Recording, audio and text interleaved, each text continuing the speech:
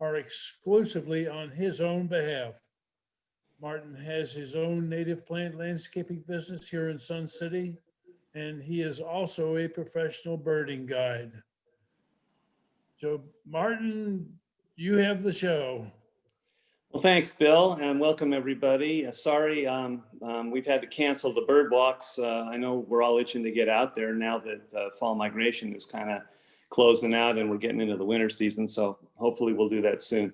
Anyway, today I'm going to talk to you about wildlife-friendly gardening, and it's a very wide topic, so I'm going to narrow the focus. Let me see if I can figure out how to quickly share my screen. I think the way we're working it is because across platforms, you're not going to be able to see me spotlighted in the lower corner, but you'll get to see me again at the end. So while I'm giving the slide presentation, all you're going to see are the slides probably if we do this right. So, y'all see that? See your Hello? picture. Not yet. Oh, you know what? I'm sorry. I need to share the screen. I do that. One See second. your picture though, loud and clear. Well, that's good. Hang on one second. And let me share the screen. Share screen. Start broadcast. We're almost there. It's coming. It's coming. It's coming. And voila. There you are. Very Yay. good. There we are. Okay, so the reason this says lesson 2 is because I'm teaching a class currently with Senior University about wildlife-friendly gardening and composting that's kind of got a broader scope than what I'm going to talk about today. So this is very similar to that second class, which if you're in the class you've seen, but I don't think there's any overlap between the class and this group. Anyway, so these are the topics. So you can see the things I'm probably going to not get to today, which is planning the garden and pests and deer and plant recommendations and all of that stuff. So I'm going to talk, there's a lot of information here, but most of this is gone into detail on my website, and you can also email me from there. So if you can't remember my complex email address, if you just go to martinbyhauer.com, you can email me from there and see I have galleries of plants and all kinds of stuff there, and a lot of wildlife tips and gardening tips as well. So here's my motto. Torn between a desire to save the world and to savor the world, and it makes it hard to plan the day. The nice thing is you can do both in your garden. So what I want y'all to do is check out these traditional Sun City yards and see if you notice any patterns, something that there's a lot of and maybe something that there's not a lot of. And if you can figure it out and you want to go to the chat and suggest something, as an answer, here we go. So these are typical houses that you find around here. So what do you see that's missing maybe, or what do you see that there's a lot of? And there's another one. Okay. So do we have any input yet, Candy? No, this is not a terribly verbal crowd in chat, but one thing, a lot of grass, Roger says. Yes, that's number one. Now, what are the things that are missing? Well, no color or flowers, Randy Freeman says. That's a good point. Lawn Look, I'll and show you. beds. I'll show you a few more. Well, actually, lots of turf. Oh, sorry. But what you don't see a whole lot of shrubs or understory plants, or some, but you definitely don't see native plants. So again, here we go. See, there's a few little shrubs, but they're not doing much for wildlife there. They're isolated, and they're undercut a little bit here and there. So this is what I often, and probably many of us, wake up to when we go out in the morning. I don't know if you can hear that. Is the audio up? Yes. Sounds Good. loud. Not for me. It's interesting. I can't hear my audio. So let's see here. Definitely hear that. Yes, and it's kind of annoying, and a lot of times it's all around me. So this is the typical Sun City milieu, I guess you might say. And the lawn maintenance here is a huge industry, noisy, expensive, toxic. And because of all the pesticides and literally I'll come out on some days and I'll see 2 or 3 different pesticide trucks all around me. And they're there dutifully spraying the yards. Well, a lot of the chemicals they use will kill every critter in your yard. They say these pyrethroids, for example, are biodegradable. Yeah, they do break down, but the problem is they've killed everything. They've killed all the food for your nice insect predators and your lizards and all those little guys, spiders and all the little guys that would normally be controlling the bugs in your garden. So what spraying often does is give a heads up to the mosquitoes and everybody else. And you know what? Then you have to hire the people to come and spray again, and you create this vicious cycle. So this is one of the guys that was spraying, and I know if you're watching on a little phone, you're not going to be able to read a lot of this stuff. But anyway, I asked what he was spraying with, just out of curiosity, and he said stuff called dicamba. So I looked it up. Turns out that not only is it a potential carcinogen, but it's one of those plants that you spray with, and then it drifts into other areas, and agriculturally they're using it. It's drifting into wildlife areas and other people's yards and natural habitats and even farms, and it's acting as an herbicide to kill all the neighboring stuff. And that's one of the problems with using these chemicals and herbicides. It's not just what they do to your yard, but what they do to other people's yard when they blow or wash off. Now, if you keep a lawn, I could not believe this when I first saw it. This is the list at the the irrigation store. This is the list of chemicals you need to add, virtually 1 or more every month of the year if you want to keep a lawn happy. You've got your insecticides, fungicides, your pre-emergence and post-emergence, and fertilizers. And you think we've got an opioid crisis. Well, we also have an addiction crisis with our lawns, a chemical addiction crisis. Okay, so a lot of people are using Roundup. There may be certain applications where it might be expedient, but the problem with the chemical, the main chemical in Roundup called glyphosate, well, there's lots of problems with it. Not only does it kill, it leads to the demise of bees and butterflies, especially monarchs and native plants. Actually, let me go back for just a second. These glyphosates are used agriculturally in large part because they kill the weeds in farmers and in agribusinesses, farms. But what they've had to do is breed crops that are resistant to this so they can use more of it. So now these GMO crops that are resistant, now they can just spray the heck out of them with this stuff, and they're wiping out all the milkweeds and all the pollinating plants that used to be there that our insects depend on. And I'll talk more about that. So let's move on ahead.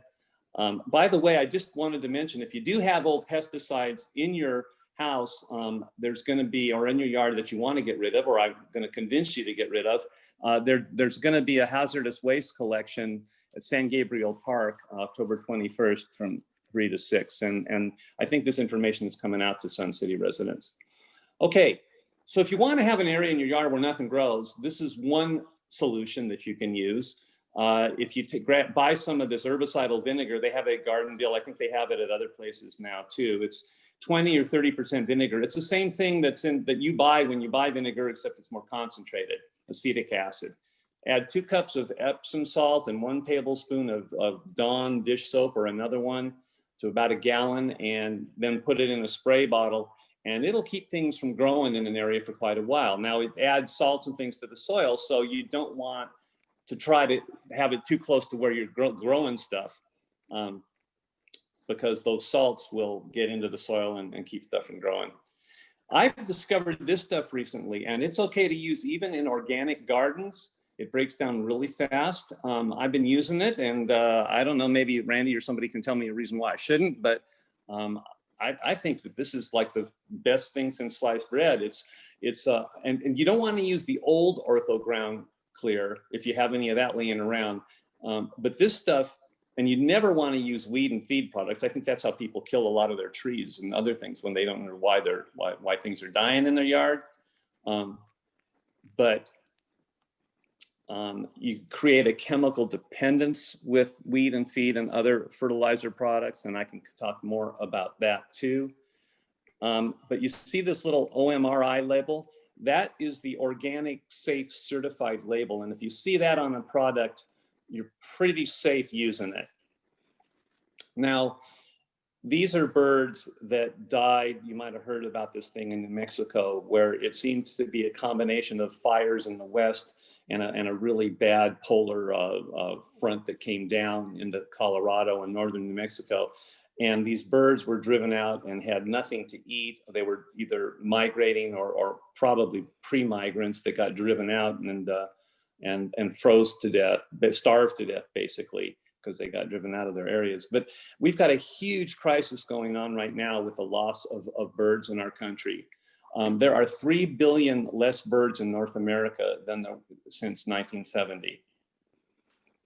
And why? Well, insect biomass globally has declined, and it's hard to get a handle on this, but I've heard numbers up to 60 to 70% loss. And maybe you'll just know, you used to drive along the road and you get bugs squashed on your car, or you used to go out at night around a light and see moths flying around or things like that. The insects are just not here. Well, there's certainly, climate change goes without saying, and there's other causes too, loss of habitat.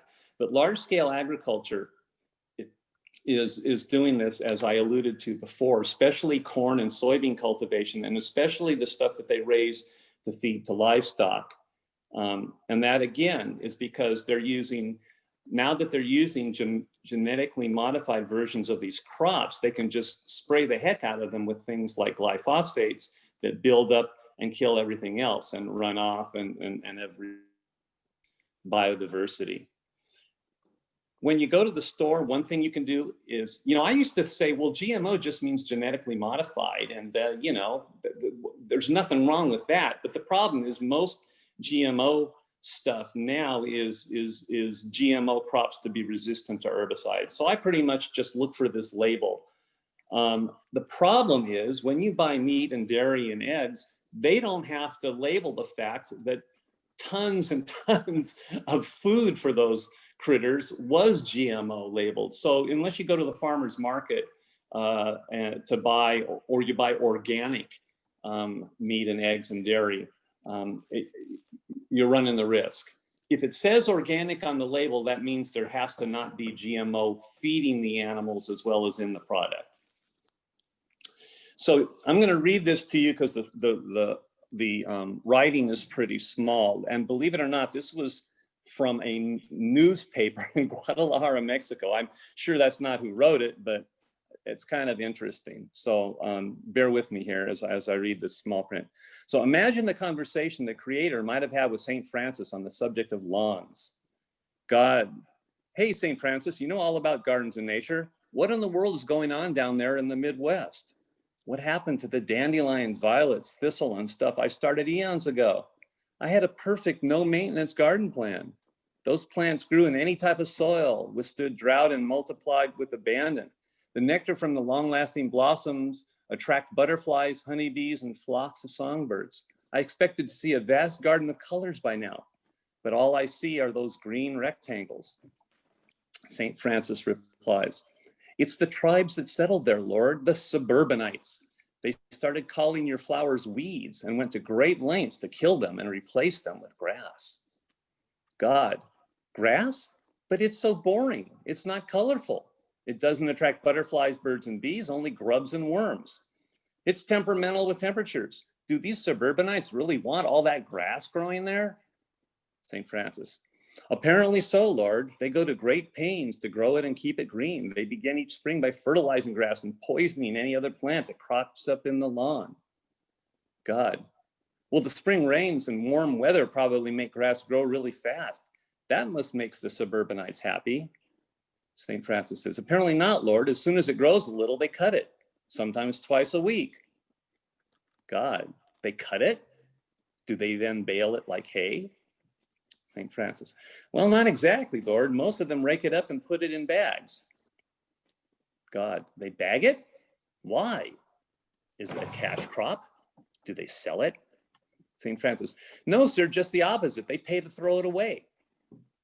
God, now let me get this straight. They fertilize grass, so when it does grow, they cut it off and pay to throw it away? Yes, sir. These suburbanites must be relieved in the summer when we cut back on the rain and turn up the heat. That surely slows the growth and saves them a lot of work.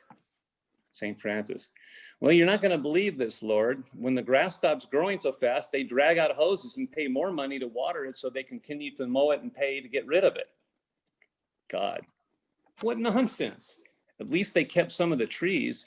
That was a sheer stroke of genius, if I do say so myself. The trees grow leaves in the spring to provide beauty and shade in the summer. In the autumn, they fall to the ground and form a natural blanket to keep moisture in the soil and protect the trees and bushes. Plus, as they rot, the leaves form compost to enhance the soil. It's a natural circle of life. St. Francis, well, you better sit down, Lord. The suburbanites have drawn a new circle. As soon as the leaves fall, they rake them into great piles and pay to have them hauled away.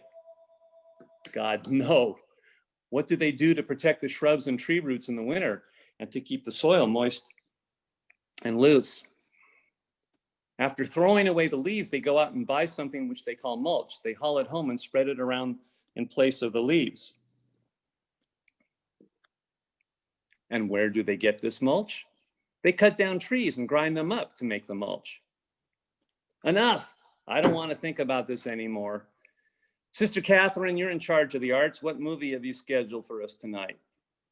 Sister Catherine says, well, Dumb and Dumber, Lord. It's a real stupid movie about, never mind, I think I just heard the whole story from St. Francis. Okay, so I have a real beef against lawns, as you can tell. But also the problem is that we have all these lawns, but we don't have enough shrubs. Now, shrubs, at least by most definitions, are what a lot of people would consider the understory in a forest, in a natural forest. And that understory is incredibly important to wildlife, especially birds and other small critters, for cover and for food, for nesting. Here's what this area would look like, possibly, or at least areas near here would look like if it weren't for two things. One is development, and if we have trees, we typically don't let an understory grow. And the other is deer grazing. Deer are one of the biggest threats to birds in the country. It's not talked about a lot, but there you go. So moving ahead, what about adding fertilizer? Okay, well, chemical fertilizers, what they do is they contribute to soil addiction, water pollution, loss of habitat, and sick and dead trees. What happens is when you start using chemical fertilizers, all the natural critters in the soil, the flora and fauna that make up the soil start dying. The organic material gets washed away, and pretty soon, the only way that plants can get their nutrients is for you to continue to add chemical fertilizers, which is really bad because the soil no longer absorbs moisture and no longer has life in it, and you vastly reduced the diversity. And of course, as these things run off, they pollute the water. Fertilizer for your lawn is death to rivers. So there's alternatives. I could not believe this. I took this picture in my neighborhood just a while back. Look at all that beautiful green mulch and nitrogen being hauled away, not even to our green waste facility to make compost, or to make mulch, but probably to a landfill. When you mow the lawn, all that stuff that you've removed is the stuff that exactly got used by the lawn and should go back into it by mulch mowing. And it's and all that green, there's lots of fertilizer and nitrogen and all kinds of good stuff in there. And instead, people pay these people to come and mow it and haul it away. Now, really, all you pretty much need to keep, especially if you're using natives, but even for a lot of the non-native adapted plants, if you keep a really good supply of mulch and compost in your yard, you're not going to need much or any in the way of other supplements and additions. The stuff I highly recommend is stuff from Gardenville. They don't pay me, but Gardenville up by San Gabriel Park, it's at the TDS facility there. They sell stuff called Living Mulch, which has locally produced compost in it. So you're mulching and adding some nutrients and organic material that's ready for the soil to use right away. And when I do planting or when I want to like fix some soil, I use their EcoThrive compost on the right there, because that's also made locally from local garden and restaurant waste, I believe. And it contains the exactly correct soil microorganisms that live here. Anyway, so home composting, if you're not doing it, it's the single best thing you can do for the planet right now. If you're not haven't begun doing that yet. And it's legal here. It took some doing and some modifying, and I tested the boundaries personally on this thing. But if you use compost, if you make it and use it, well, like I said, it enriches the soil. More importantly, it provides the ability for the microorganisms in the soil to enrich the soil by recycling all the nutrients. It helps retain moisture, which is a really big thing, especially to get us through the summers here. Compost and mulch actually, so you know how like if you have a good intestinal flora and fauna that you stay healthy, people get sick when something goes wrong and and all the bugs that live inside us, all the little good creatures that live inside us. Same thing in the soil. Plants get sick when there aren't the good guys in the soil to protect them. And that's why you use compost. And again, contains these are mostly bacteria and fungi that are in the soil. And they also do a huge job, which doesn't get talked about a lot, of sequestering carbon. When you have all those critters living in the soil and turning all that organic material back into the soil rather than having it released from the soil like you would with chemical fertilizers, that pulls carbon out of the atmosphere. If we stopped producing fossil fuel carbon right now, it would be decades, if not hundreds of years before any substantial reduction would occur to deal with climate change. If we started regenerating soil, that could actually give us into the negative carbon territory in the atmosphere, and we could heal the planet. So I can't say enough for using compost and even mulch, preferably home produced mulch, which we'll talk about.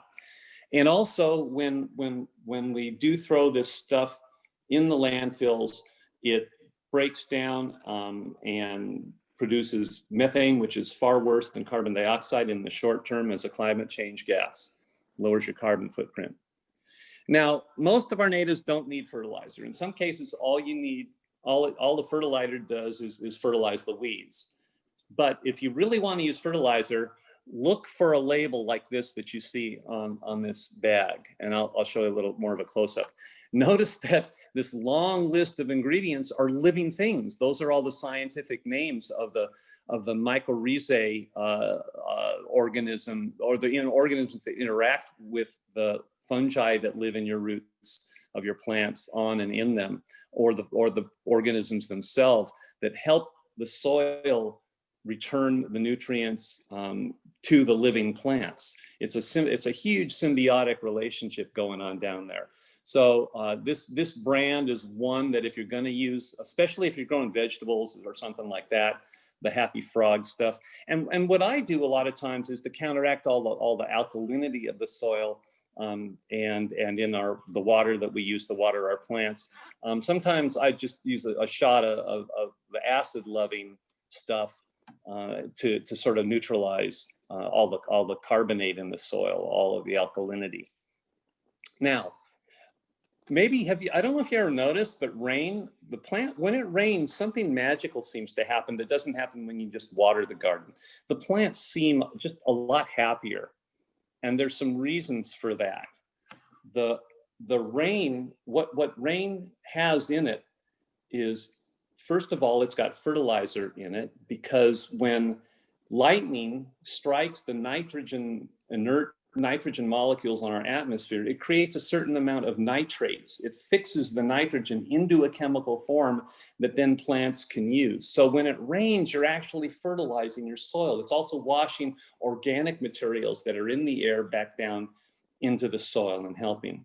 The other way that rain is beneficial is, which I mentioned earlier, it's often slightly acidic or at least neutral, and it will help counteract, and it will even like wash away the salts that have accumulated in the soil. Because when we water our soil using the garden hose, there's minerals in that, and they gradually build up over time, and plants don't like that. So you are allowed to have rain barrels in Sun City, but again, there's all kinds of restrictions on that, which I'm not going to talk about in detail today. But if you go on the Sun City website, you can eventually navigate to the guidelines for rain barrels and composters and all that kind of stuff. Okay, well, speaking of the guidelines, I have been busted a couple of times now for the audacity of having leaves existing in my beds.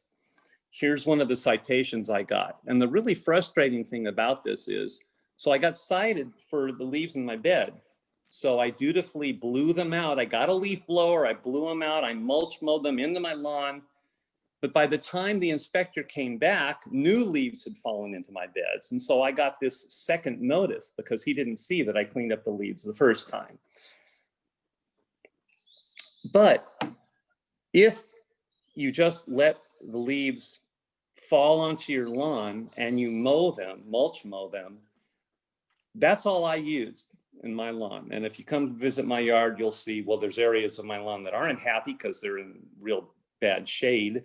But the best bet is to just mulch the leaves into your lawn. They provide organic material, the nutrients go back into the soil. And when you mulch mow them, I sometimes have to go over them twice, but then they break down really fast. Okay. So what's wrong with leaves? Well, first of all, I see leaves in a bed. I don't feel that that's aesthetically unappealing. So our rules are largely anachronistic based on past misinformation or preferences. Leaves become mulch naturally. They're going to be the best mulch that you could have. Leaves return exactly the same nutrients that plants removed. And I don't like to pay to buy bagged mulch, frankly, and have all the problems that go along with that. If I use my own leaves, I don't need to use a bunch of unnatural healthy chemicals in my yard. So I'm kind of interchanging mulch and compost here, and hopefully you're able to tell the difference. Mulch is, well, compost is basically broken down mulch. Compost is ready to go to work right away in your soil, and mulch is what you put on top for retaining moisture and weed suppression and all those other purposes. But if I have to use, if I get to use my own leaves and never have to go buy stuff, then I don't have to hurt my back or pay someone to spread the mulch in my yard. I don't have to get rid of all those plastic bags.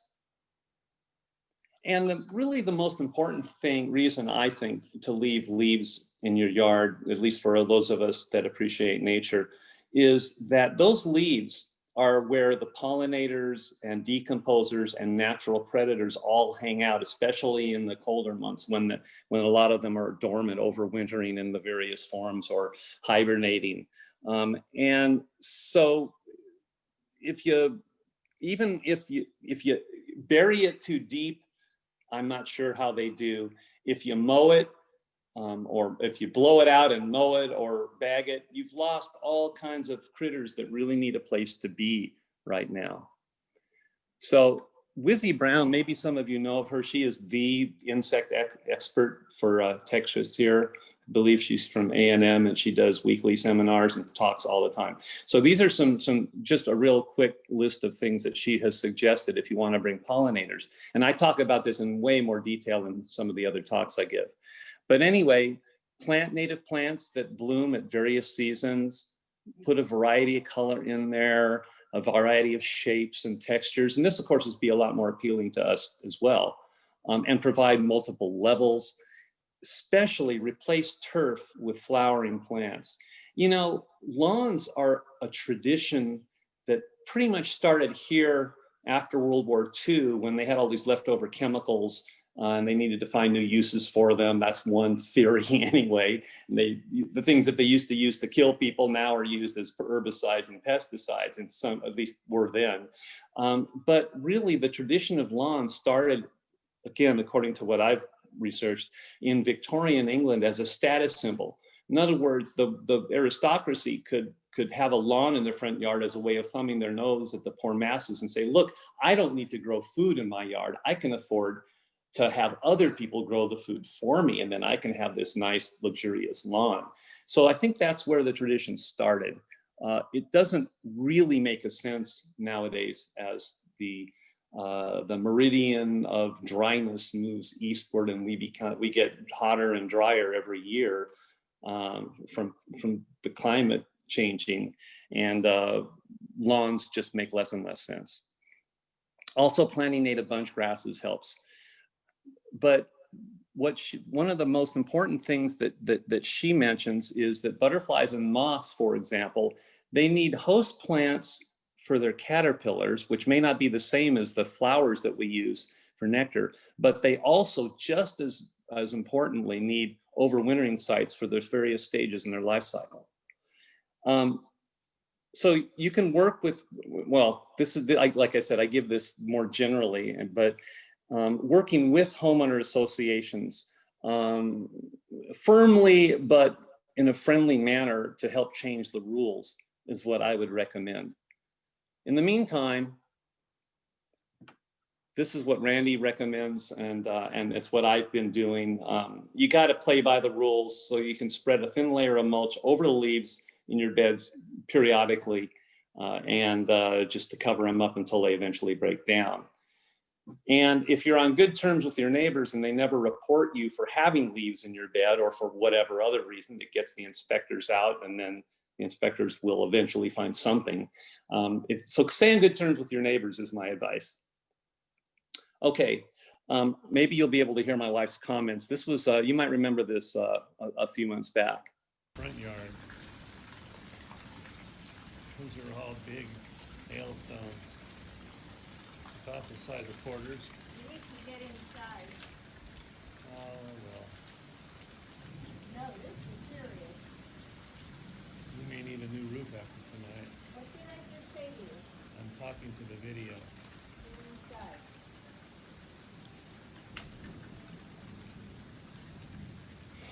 Okay, you get the point. That was looking out from my front porch after the hail had turned to rain, but we weren't real clear on that at that point. The next morning, even after it was warming up, the hailstones were still this large. And this is what it did to my yard. This was the new growth on the post oaks and the live oaks.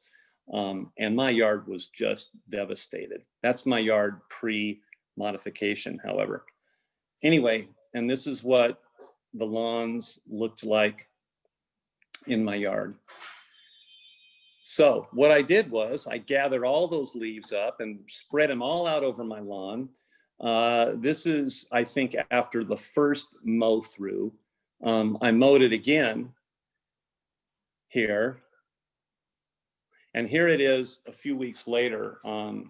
my lawn looking pretty darn happy. You can't tell, this is actually my lawn and the neighbor's lawn, and I don't think you can tell where one ends and the other begins. And the neighbors use all the traditional means, and I'm the rebel in the neighborhood. So this is early on in my yard modification. I had the whole front completely redone. This was all turf. Just about everything you can see up to that flagstone patio was turf. And this is looking from my neighbor's yard. So I have 0 turf in my yard right now. Here's another look at it. And it's all native now. And here's another look. You can see, if you look to the right of the patio there, you see that's called woolly stomodia, and in it I have Weberville sedge, and those are serving as my required ground cover in the front. But again, depending on which day and who you end up talking to in the community standards modifications committee, it's a little unclear what the actual requirements are for turf, especially if you call your yard xeriscape. By the way, just a little thing, it's xeriscape, not xeroscape. I just hear people say that, and I was also an English guy.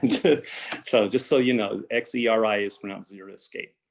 Anyway, this is the other side where I had turf, and instead I put in that rock border and then the crushed marble, and then planted some really cool sun-loving, water-shunning plants like Zexmenia and Blackfoot daisy, Damianita, and those kinds of things.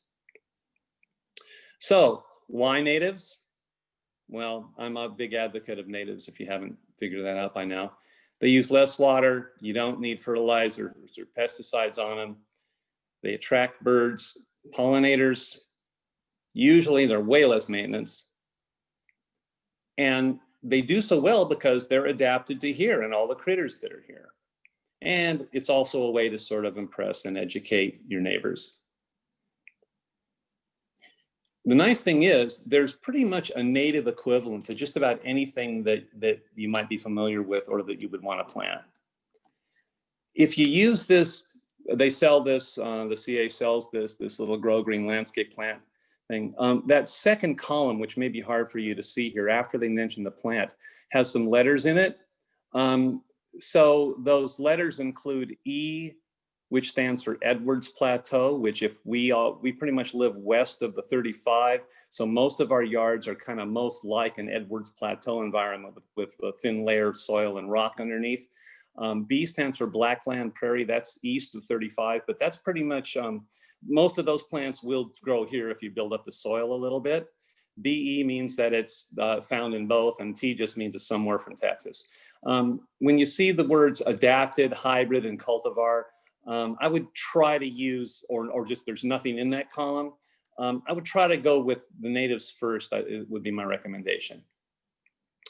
And I recently did this for the garden club, the What Grows in Sun City. You might have seen the old version. I completely redid it for them in 2 volumes, broken down by where you want to plant. The problem is it's at the monitor's desk, and the monitor's desk haven't been open, so virtually no one has actually seen these yet.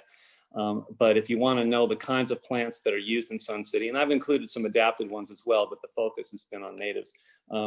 When the monitor's desks open up again, you might want to check it out. And this is a typical page from it where it's got some pictures of the plants and information about them, growing conditions, benefits, and so on.